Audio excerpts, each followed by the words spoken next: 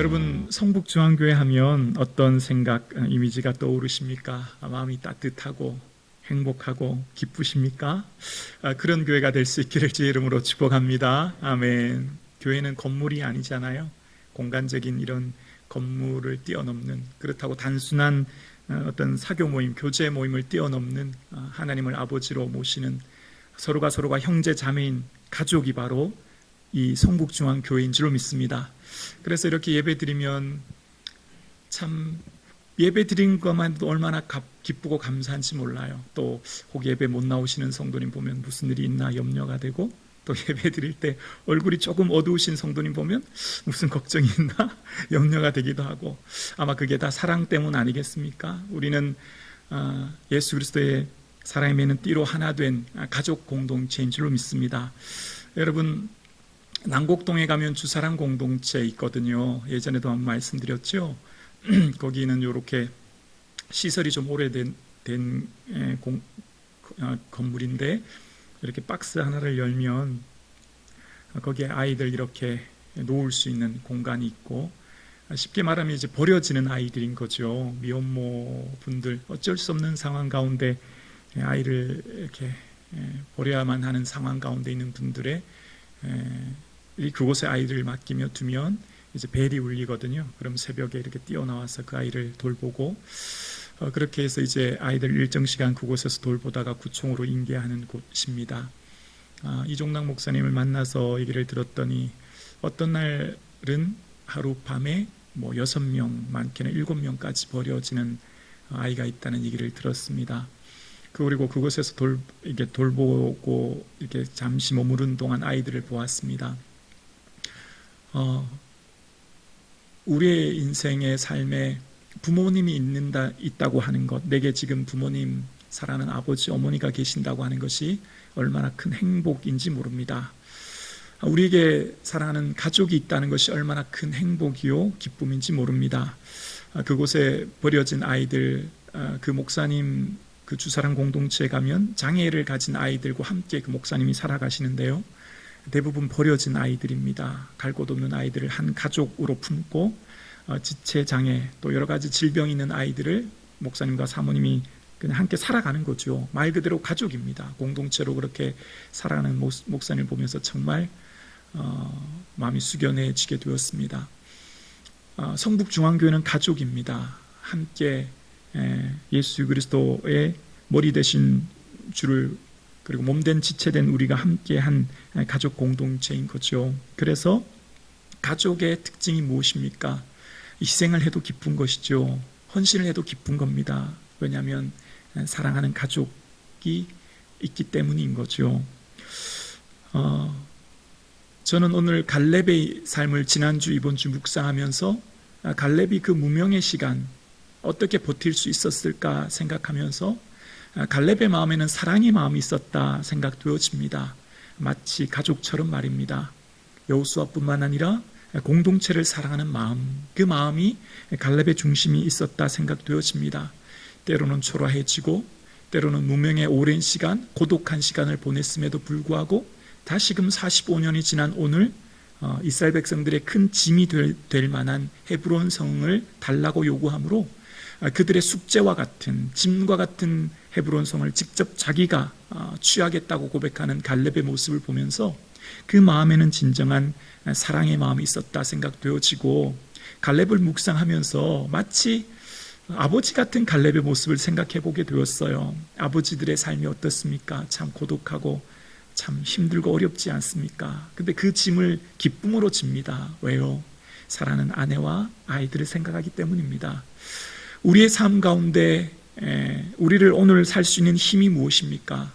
오늘 저와 여러분의 삶을 버틸 수 있는 힘이 무엇입니까? 우리 안에 있는 사랑 때문인 거죠. 가족이 있기 때문인 것입니다.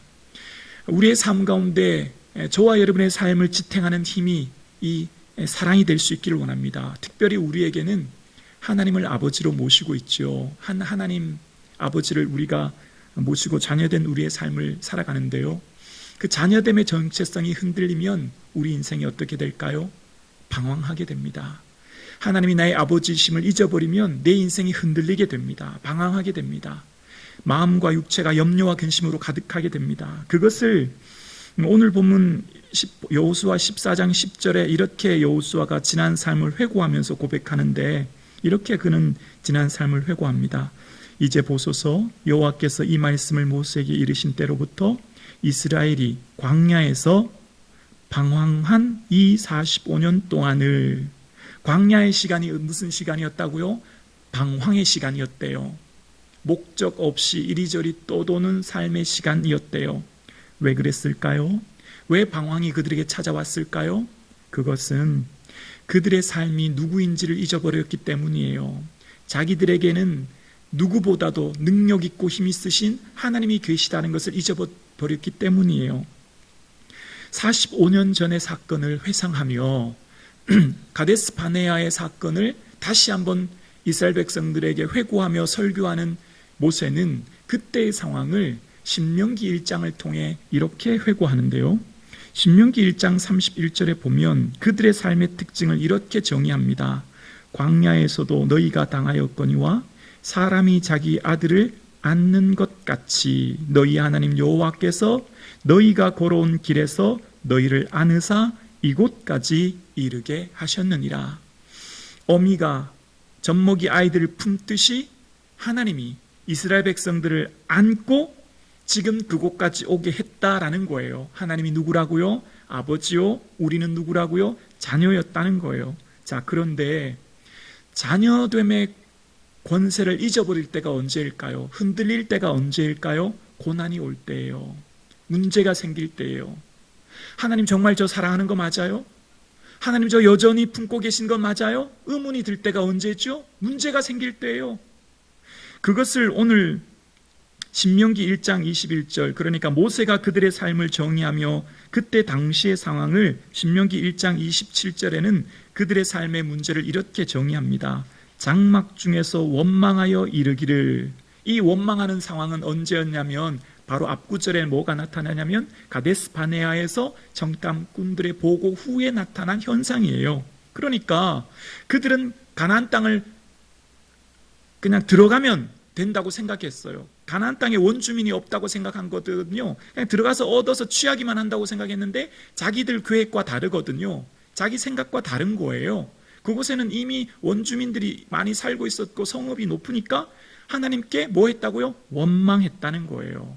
그러니까 원망으로부터 시작되는 게 뭐였냐면 하나님에 대한 사랑이 흔들립니다. 신명기 1장 27절에 모세는 그들의 삶을 다시 한번 이렇게 정의하기를, 장막 중에서 원망하여 이르기를 여호와께서 우리를 미워하심으로. 문제가 생기면 어떤 생각이 들까요? 고난이 오면 어떤 생각이 들까요? 아, 하나님 날 미워하시나? 하나님 날 버리셨나? 지금 이스라엘 백성들도 그렇게 고백하고 있는 거예요. 그러면서 아모리 족속의 손에 넘겨 멸하시려고 우리를 애굽 땅에서 인도내셨다, 그 고백하는 거예요. 얼마나 철없는 사춘기와 같은, 어린 아이와 같은 이스라엘 백성들의 모습을 보게 하십니까?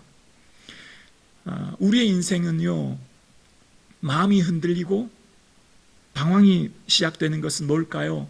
하나님이 보이지 않을 때예요. 하나님이 더 이상 내 삶을 주관한다고 붙들고 계신다는 걸 잊어버릴 때예요. 그럼 어떤 일이 생길까요? 신명기 1장 28절에요. 그 현실에 만난 방황 때문에 그들이 이런 고백을 해요. 우리가 어디로 가랴? 우리가 어디로 가랴?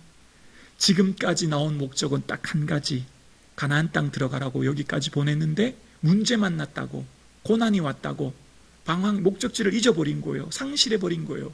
그러면서 어떻게 해요? 우리가 어디로 가랴? 그때부터 방황이 시작되는 거예요. 그리고 그 마음의 상태를 이렇게 얘기합니다.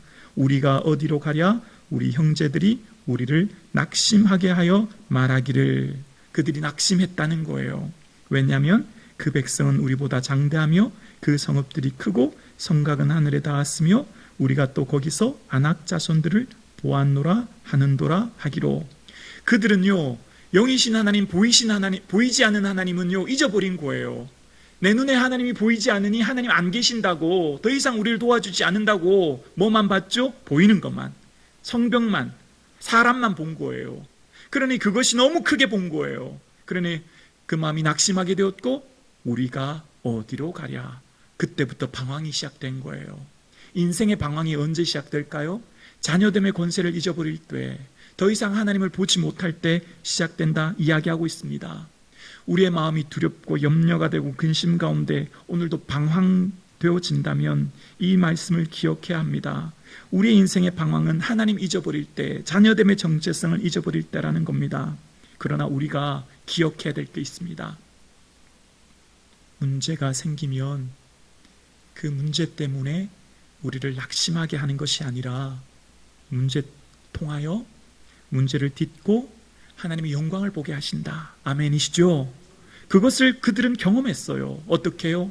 홍해가 뭡니까? 홍해가 그들을 가로막는 문제였잖아요. 그런데 그곳에 하나님 길을 내셨잖아요. 여리고가 무엇입니까?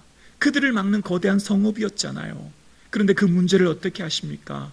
그들은 순정함으로 무너뜨리게 하셨잖아요. 그들이 한 건 아무것도 없어요. 하나님 자녀되면 정체성을 분명히 하고 하나님만 의지했기 때문입니다.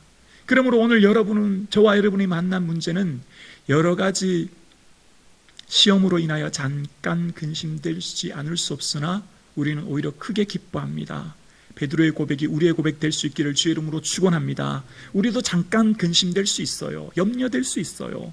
그러나 우리에게 분명한 믿음이 있는 것은 그것 때문에 내가 망하지 않는다. 그것 때문에 내가 낙심하지 않는다. 그것 때문에 내가 쓰러지지 않는다 라고 하는 믿음이에요. 자, 문제가 왔을 때 어떻게 해야 될까요? 모세는 우리에게 새로운 해법을 제시하는데 신명기 1장 31절에 걸어온 길을 은혜로 돌아보라는 거예요. 신명기 1장 31절에 보면 광야에서도 너희가 당하였거니와 사람이 자기의 아들을 안는 것 같이 너희 하나님 여호와께서 함께 고백할까요? 너희가 걸어온 길에서 너희를 안으사 이곳까지 이르게 하셨느니라. 너희가 걸어온 길에서 지나온 삶을 돌아보라는 거예요. 무엇이 있었습니까? 홍해 사건, 10가지 재앙의 사건, 어떻게 살아왔죠? 다 하나님의 은혜였죠. 오늘 2부 예배 드리시는 사랑하는 성도님들, 오늘 여기까지 우리가 어떻게 오게 되었죠? 어떻게 자녀들을 기르셨습니까? 어떻게 그 기업, 직장 운영하게 되셨습니까? 다 하나님의 은혜인 줄로 믿습니다. 어떻게 해요? 자기 아들을 안는 것 같이, 어미가 젖먹이 아이를 품는 것 같이 저와 여러분을 품고 안으셨기 때문에 이곳까지, 오늘 현재 여기까지 이르게 된 거예요. 과거를 은혜로 돌아보라는 거예요. 고난과 문제를 만났을 때 낙심하지 할 수 있는 힘은 뭐라고요? 그 과거를 은혜로 돌아보면 과거의 순간순간 도우셨던 하나님의 은혜를 발견하게 되거든요. 그래서 과거를 은혜로 돌아보는 자는 미래를 사명으로 눈을 열어주신대요. 신명기 1장 33절입니다.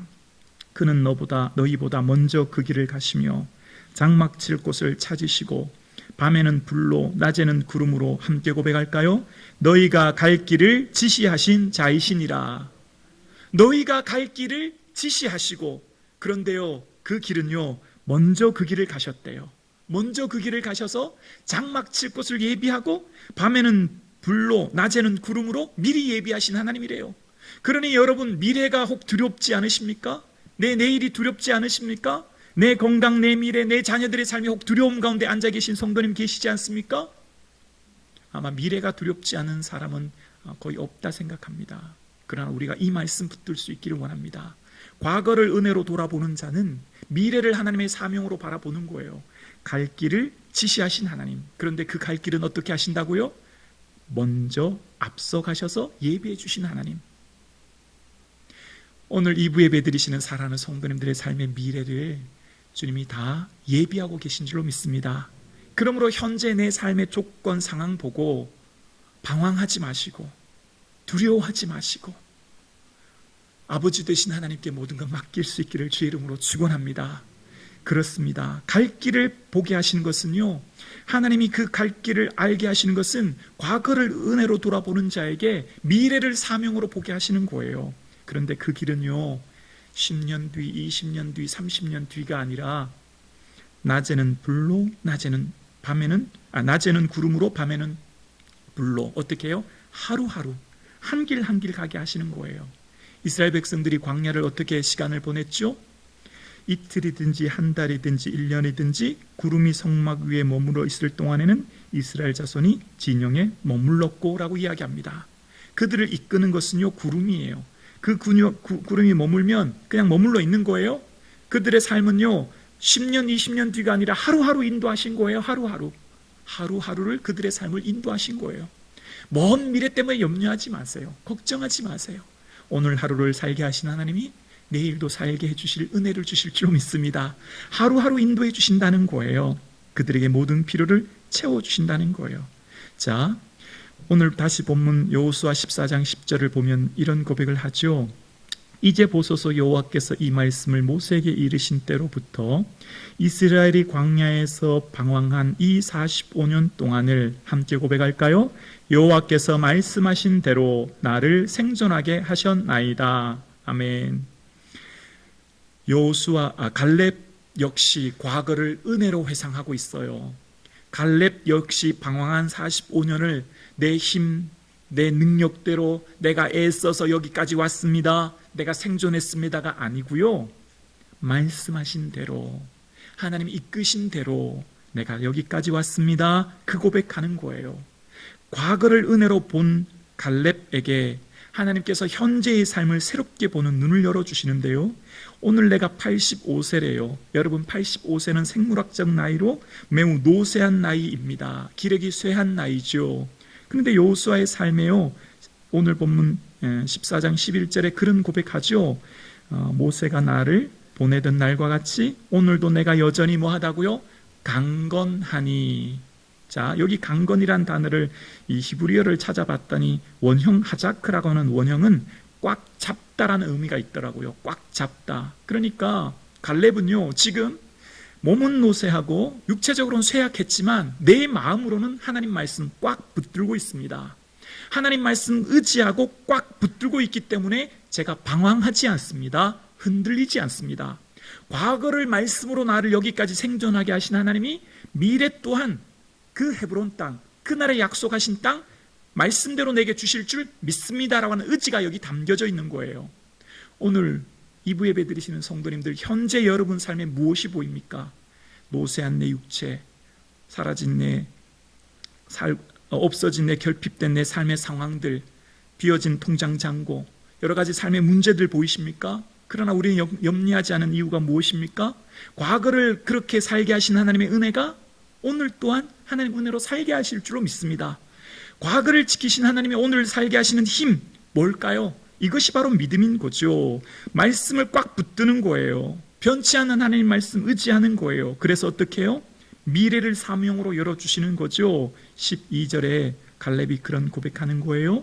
그날에 여호와께서 말씀하신 이 산지를 지금 내게 주소서.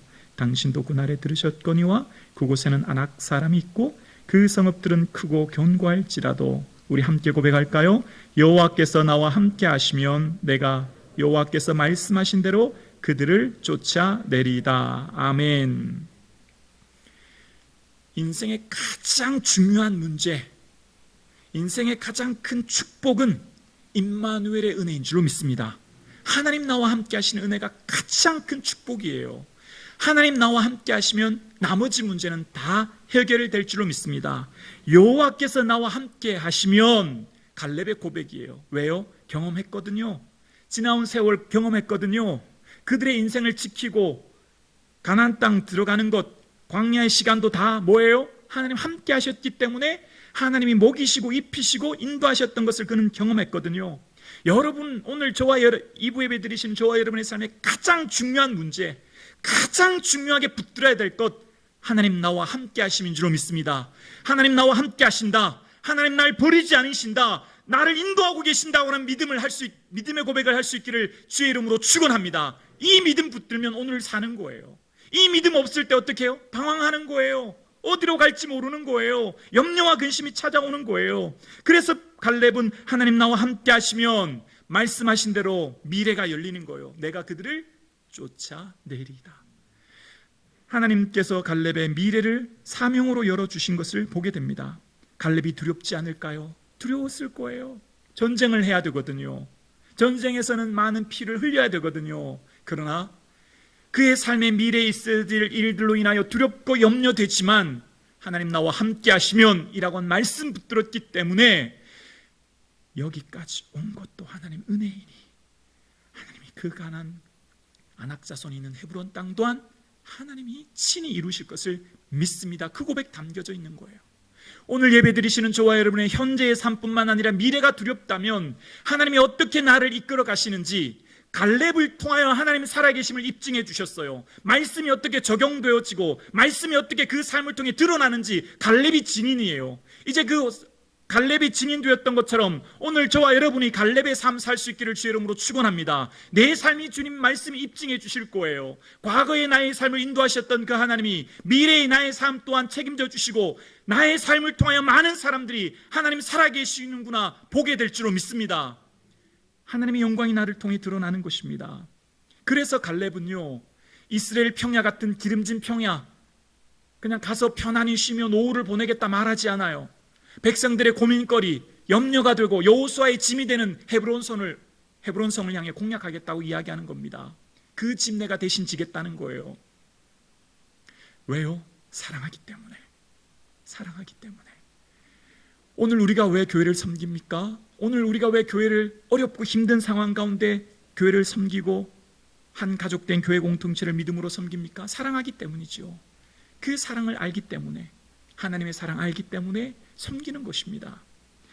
그런데요, 객관적으로 보면 짐이거든요. 헤브론성은 짐이에요. 전쟁해야 되는데 얼마나 두렵겠습니까? 문제거리가 헤브론성이에요. 그런데 놀라운 은혜를 주시죠. 그것은요, 이후에 깨닫게 되어요. 여호수아 21장 10절에 보면 헤브론성이 어떤 성이 되는지 말하는데요, 레위 자손 중 그앗 가족들에게 속한 아론 자손이 첫째로 제비 뽑혔으므로 아낙의 아버지 아르바의 성읍 유다 산지 기랏 아르바 곧 헤브론과 그 주위의 목초지를 그들에게 주었고. 자, 이게 무슨 말이냐면 레위 지파는 원래 기업이 없죠. 하나님이 기업 되시죠. 그런데 그들이 살아야 될 주거지는 있어야 되잖아요. 그러니까 우리로 말하면 어떤 집이라고 할까요? 근데 그것을 준 게 이스라엘의 48개, 48개의 성을 주면서 골고루 흩어져 살 수 있도록 성을 주신 거예요. 그들이 그 성에 있어서 백성들이 와서 함께 예배하며 제사 드릴 수 있도록 그들이 살 수 있는 성읍이 48개를 골고루 나눠 주셨는데, 그 48개의 성 중에 택함 받은 곳이 헤브론 성이었습니다. 자, 그러면 이 헤브론 성이 왜 중요한지 보면, 왜 레위 지파가 그 얻는 것이 중요한지를 알 수 있는 것을, 이 대목을 보면 민수기 18장 4절에 이런 말씀을 하시죠. 레위인은 너와 합동하여 장막의 모든 일과 회막의 직무를 다할 것이요 다른 사람들은 너희에게 가까이 하지 못할 것이니라. 5절이요 이와 같이 너희는 성소의 직무와 제단의 직무를 다하라. 자, 그리하면부터 함께 읽어볼게요. 그리하면 여호와의 진노가 다시는 이스라엘 자손에게 미치지 아니하리라. 아멘. 자, 이스라엘 백성들을 안전하게 지키는 힘은 군사력이 아니에요. 이스라엘 백성들이 평안하게 살 수 있는 힘, 그것은 그들의 경제적인 능력이나 부요함이 아니에요. 그들의 삶을 평안하게 살 수 있는 힘은 바로 레위인들의 온전한 제사의 직무를 행하는 것입니다. 하나님을 온전히 예배하는 거예요. 하나님을 온전히 예배할 때 그들의 삶에 다시는 진노가 일어나지 않는다는 거예요. 여러분의 삶의 미래가 평안하고 현재의 삶이 평안할 수 있는 힘은 환경이나 조건이 아니라 주님을 예배하는 것으로부터 시작되는 줄로 믿습니다. 예배함이 힘이에요. 예배함이 능력이에요. 주님을 예배함이 우리의 삶의 온전한 은혜를 견인하는 것입니다. 또한 레위인들은 다른 지파와 다른 특별한 임무를 부여받아요. 그들은 하나님을 온전히 예배하는 곳에 그들의 삶과 시간을 드립니다. 그래서 레위인들의 삶을 통해 하나님을 온전히 예배함으로 하나님의 진노가 다시는 이스라엘 백성들에게 미치지 못하게 하는 역할이 있는 거예요. 뭐죠? 이스라엘을 보호하는 거예요. 이스라엘을 보호하는 것은 뭐예요? 레위인들의 온전한 예배가 그들을 보호하는 힘이 되는 거예요. 다시 말씀드립니다. 군사력이 아니에요. 성도의 온전한 삶을 지킬 수 있는 힘은 우리의 삶의 온전을 주를 믿는 믿음이요, 주를 예배하며 주를 경외함인 줄로 믿습니다. 그래서 그 헤브론 땅이 어떤 땅이 되었을까요? 이스라엘을 보호하는 땅이 되어요. 영적인 전초기지인 거예요. 영적인 전초기지. 그 헤브론이 있기에 이스라엘을 평안한 거예요. 이스라엘이 보호되는 거예요. 과거에 헤브론 산은 어떤 땅이었죠? 문제의 땅, 그들을 절망했던 땅, 고난의 땅이었는데 갈렙이 품고 갈렙이 그 땅을 얻었더니 그 땅은 이스라엘을 오히려 보호하는 땅, 그들을 지켜주는 안전한 땅이 되어요. 또한 이후에 여호수아 21장 13절에 보면 헤브론은 또 다른 은혜를 받죠. 제사장 아론의 자손에게 준 것은 살인자의 도피성 헤브론과 그 목초지요, 또 림나와 그 목초지와 그곳을 목초지와라고 기록되어 있습니다. 이스라엘 백성들이 살고 있는 가나안 동편과 서쪽에는 도피성이 6개가 있었어요. 가나안 동쪽의 세 지역, 서편의 세 지역, 하루 정도에 갈 수 있는 거리에 이스라엘에 흩어져서 6개의 도피성을 두었습니다. 도피성은 어떤 곳이냐면 이스라엘 백성들의 원칙, 죄에 대한 원칙은 출애굽기 기록되어 있는데요. 살인한 자는 돌로 쳐 죽이게 되어 있는데, 그런데 부지 중에 실수로 사람이 죽을 수 있잖아요. 예를 들면 산에서 나무를 하다 도끼날이 빠져서 상대편이 맞아서 죽으면 내가 의도하지 않은데 실수로 죽잖아요. 그러면 그 사람들이요, 재빨리 도피성에 가면 살 수 있게 되어요. 도피성에 들어간 자는 어느 누구도 건드리지 못해요. 도피성은 생명의 장소예요. 소망의 장소예요. 사람을 살리는 위로의 장소예요. 조금 전에 헤브론산 어떤 땅이었죠? 절망의 땅이었어요. 문제의 땅이었어요. 그들을 고통스럽게 하는 땅이었어요. 이제 어떤 땅이 되었죠? 생명을 살리는 땅, 위로를 주는 땅, 소망을 주는 땅으로 변화되어요. 여기에 은혜가 있는 거예요. 오늘 저와 여러분이 짐지고 있는 그 짐, 주님께서 지라고 하신 그 십자가, 가정과 직장과 교회에서 지는 짐이 무거워요. 힘들어요. 객관적으로 볼 때는 도저히 이해되지 않는 너무나 힘든 짐이에요. 그런데 하나님께서 우리에게 주신 은혜가 있습니다. 어떻게 해요? 그 짐, 그 부담, 그 어려운 문제가 변하여 영광이 될 줄로 믿습니다. 시편 30편 11절 말씀, 너무너무 좋아하는 말씀인데 우리 함께 고백해 볼까요? 시작. 주께서 나의 슬픔이 변하여 나의 춤이 되게 하시며 나의 베옷을 벗기고 기쁨으로 띠띠우셨나이다. 아멘. 이 말씀 붙들 수 있기를 주의 이름으로 축원합니다. 저와 여러분이 자리 잡고 있는 삶의 자리는 우연히 어쩌다가 아니라 하나님의 인도하심과 계획하심 안에 하나님이 사랑하는 자녀들로 안에서 오늘 그곳까지 이르게 하셨고요, 그 짐 무겁지만 괜찮아요. 변화시켜 주실 거예요. 어떻게 해요? 슬픔 같은, 문제와 같은 그 짐 변하여 춤이 되게 하시고 배움과 같은 그 짐 기쁨으로 띠띠워 주실 줄로 믿습니다. 하나님 말씀은 어떤 자에게 해주실까요? 데살로니가전서 2장 13절에 보면 데살로니가전서 2장 13절에 이런 말씀이 있죠. 이러므로 우리가 하나님께 끊임없이 감사함은 너희가 우리에게 들은 바 하나님의 말씀을 받을 때 사람의 말로 받지 아니하고 함께요 하나님의 말씀으로 받으니 진실로 그러하도다. 이 말씀이 또한 너희 믿는 자 가운데 역사하느니라. 말씀은 믿는 자 가운데 역사하는 거예요. 오늘 이 말씀을 아멘, 나의 말씀으로 믿고 받아들이고 붙드는 자, 이 말씀은 믿는 자 가운데 역사하느니라. 말씀은 듣고 흘려버리는 거, 어쩌다가 그냥 오늘도 한 번에 예배 드린다, 오늘도 그냥 주일이니까 한 번 예배 드리는 자가 아니라 오늘 주시는 이 말씀이 내게 주시는 레마의 말씀이요, 오늘 주신 말씀이 내게 주신 말씀이라 붙드는 자에게 역사하신다는 거예요. 이 말씀은 믿는 자 가운데 역사하신다는 거예요. 오늘 저와 여러분 이 말씀 붙들 수 있기를 주의 이름으로 축원합니다. 말씀이 우리를 살리는 거예요. 말씀이 우리 삶을 새롭게 하는 거예요. 그래서 시편 119편 107편에 보면 이런 고백을 합니다. 나의 고난이 매우 심하오니 여호와의 주의 말씀대로 나를 살아나게 하소서. 말씀이 여러분을 살릴 것입니다. 말씀이 여러분에게 위로와 용기와 새 힘을 줄 것입니다. 방황하는 인생, 말씀 붙들면 굳건한 뿌리를 내리고 오늘을 살 수 있는 힘을 줄 줄로 믿습니다. 말씀이 나를 살리는 거예요. 어떤 자에게요? 믿는 자 속에 역사하는 겁니다. 오늘 예배 드리시는 여러분, 이 말씀이 나의 말씀으로 붙들 수 있기를 주의 이름으로 축원합니다. 아멘이시죠? 아멘이에요. 간절히 축원합니다. 정말 여러분의 삶의 자리가 얼마나 고되고 힘이 드십니까? 이 예배 자리에 나오기까지 지난 일주일 얼마나 힘들고 어려우셨습니까? 그런데 염려하지 마시고 두려워하지 마시고 이 약속의 말씀 붙듦으로 말씀이 나를 살리는 능력을 경험할 수 있기를 주의 이름으로 축원합니다. 갈렙도 하나님의 사랑하는 자녀요, 여호수아도 하나님 사랑하는 자녀입니다. 갈렙을 묵상하면서 에스더와 롯을 생각해 보았습니다. 66권 기록된 신구약 성경 중에 다 41명 다 이 남성의 이름으로 기록되어 있지만 특별히 룻기와 에스더는 여성의 이름으로 기록된 두 권의 책이 유일하게 에스더와 룻기죠. 에스더는 누구입니까? 황후입니다. 인도에서부터 에티오피아까지 엄청난 영토를 다스리는 아하수에로 왕, 역사적으로 보면 크세르크세스 왕의 황후입니다. 대단한 부와 명예를 가진 인물, 그리고 그가 한 일이 무엇입니까? 민족을 구원했어요. 그러니 에스더서라고 하는 자리를 잡을 만하다. 역시 대단한 인물이다 생각됩니다. 근데 룻은 어떻습니까? 룻 말입니다. 그는 이방인입니다. 유대인들이 생각할 때 이방인은 짐승처럼 취급받는 사람이었고 특히 그는 과부입니다. 가장 미천한 사람이죠. 뿐만 아니라 그는 민족을 살리거나 전쟁에서 큰 성과를 이룬 내용이 없습니다. 그는 그냥 어머니의 말씀대로 내가 다 행하리다, 그런 고백만 해요. 뭐 하죠? 그냥 소박하고 작지만 삶에 주어진 일을 충실히 이루어가는 거예요. 그 시어머니 나오미를 충실히 모셨던 것, 그거밖에 없어요.